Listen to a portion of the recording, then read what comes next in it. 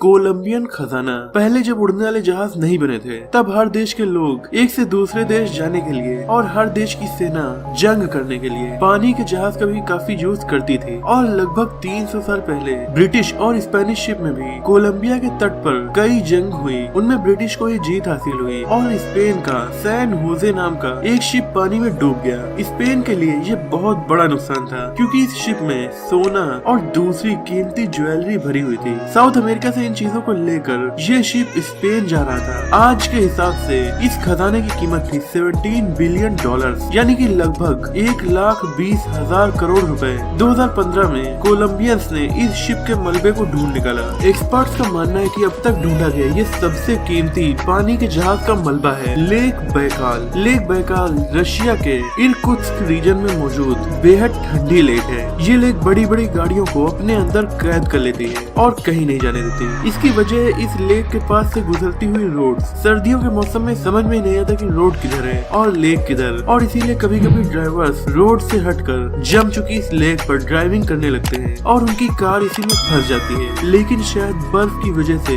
ये कार इसमें नहीं फंसती। इस लेक में आसमान से एस्टेरॉइड्स भी गिर चुके हैं। शायद इस लेक में कोई मैग्नेटिक पावर है। ये कोई ऐसी वैसी लेक नहीं है। ये दुनिया की सबसे गहरी और सबसे पुरानी लेक मानी जाती है और दुनिया भर के फ्रेश सरफेस वाटर का 22% इस लेक में ही मौजूद है। ये 5000 फीट गहरी है। इस लेक के पानी में अब तक 92 cars, 18 boat, 65 snowmobile, 2 motorcycles, tractors, helicopters, यहाँ तक कि एक प्लेन भी डूब चुका है, वो भी केवल पिछले 15 सालों में। लोकल लोग इसे अंडर वाटर सेमेट्री यानी पानी के नीचे बना कब्रिस्तान भी कहते हैं। लेकिन एक बार जब डाइवर्स पानी में खोज कर रहे थे तो उन्हें कोई मछली की प्रजाति नहीं मिली, बल्कि उन्हें पानी के अंदर प्राचीन काल के राइनोसेरस का फॉसिल मिला। ये 10 फीट लंबा काफी बड़ा राइनो था जो देखने में भी काफी भयानक लगता होगा और ये आज पाए जाने वाले राइनोस का पूर्वज रहा होगा। पर समुद्र के अंदर ये राइनो कैसे पहुंचा? यूक्रेन के शहर ओडेसा के पास ब्लैक सी में इस फॉसिल की खोज हुई है। इसके अलावा यहाँ पर समुद्र के नीचे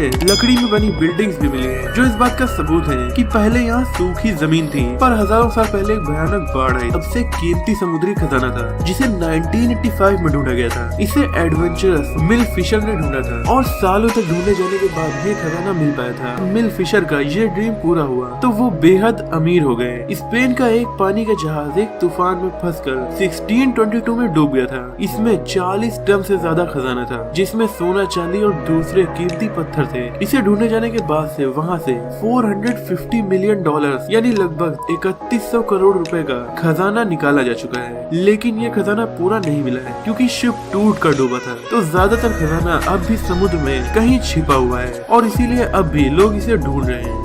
स्वीप स्टेक्स शिप। कुछ शिप्स पानी में ज्यादा नहीं डूबते बल्कि वो सरफेस से दिखाई देते रहते हैं। ऐसा ही हुआ स्वीप स्टेक्स के साथ। ये कनाडा के ओंटारियो शहर के पास कोयला लेकर जा रहा था तभी 1885 में डूब गया। इसे किसी तरह रेस्क्यू करके किनारे तक लाया गया पर इसे परफेक्टली बनाया नहीं जा सका। अब ये पॉपुलर टूरिस्ट अट्रैक्शन बन चुका है और यहाँ बहुत से विजिटर्स इस जहाज के मलबे को देखने के लिए आते हैं। वहीं कुछ टूरिस्ट तो अंदर गोता लगाकर इसे करीब से भी देखते हैं। कुछ सालों पहले तक तो डाइवर्स को बोट के अंदर जाकर एक्सप्लोर करने की भी इजाजत थी, लेकिन अब इस पर बैन लग चुका है क्योंकि डाइवर्स के सांस लेने से जो हवा निकलती थी वो इस जहाज को डैमेज कर रही थी। और अब इस जहाज को फ्यूचर की जनरेशन के लिए प्रिजर्व वाटर म्यूजियम। आप बहुत से म्यूजियम्स गए होंगे बट आप कभी भी ऐसे म्यूजियम नहीं गए होंगे जिसका नाम है म्यूजियो एटलांटिको। ये एक अंडर वाटर म्यूजियम है जो लेंस एराट की कोस्ट पर स्पेन में बना हुआ है। इसे British artist Jason deCaires Taylor ने डिजाइन किया है। ये एक मरीन एक्सपर्ट और डाइवर है। उन्होंने अपना करियर पानी के नीचे काम करते हुए बिताया है। टेलर ने 300 स्कल्पचर बनाकर एटलांटिक ओशियन में एक साथ लगाई ताकि क्लाइमेट चेंज के प्रति दुनिया का ध्यान आकर्षित किया जा सके। टेलर मैसेज देना चाहते थे कि हमें एनवायरनमेंट को कंजर्व करना होगा। उन्होंने एक स्पेशल मटेरियल से ये मूर्तियां बनाई जो पानी में डिजोल्व नहीं होता है, जिसका मतलब ये मूर्तियां